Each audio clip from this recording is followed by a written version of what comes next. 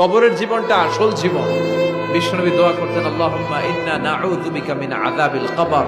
আল্লাহ, আমি আপনার কাছে কবরের আযাব থেকে পানাহ চাই, কবরের আযাব থেকে বাঁচতে চাই। এই কবরের মধ্যে অনেক ফিতনা হবে, অনেক সুয়াল হবে। কবরে প্রশ্ন আছে না নাই? কথা বলেন। প্রথম প্রশ্ন জিজ্ঞেস করা হবে, মার রব্বুক, তোমার রব কে? বলেন, আমাদের রব কে? ওমা দীনুক, তোমার ধর্ম কি? বিষ্ণুনবীর চেহারা দেখিয়ে বলা হবে, তাআরিফু মান হাযা রাজুল, এই লোকটারে চিনো? আমরা কি বলবো? আমরা চিনি, উনি আমাদের প্রিয় রাসূল মুহাম্মদুর রাসূলুল্লাহ সাল্লাল্লাহু আলাইহি ওয়াসাল্লাম। এরপরে জিজ্ঞেস করা হবে, এগুলো কোত্থেকে শিখলা? আমরা বলবো, কোরআন থেকে। ফায়ুফসাহু লাহু কবরুহু ৭০ যিরাআন। সুন্দর সুন্দর উত্তর করতে পারলে আপনার কবরটারে ৭০ হাত লম্বা করে দেওয়া হবে।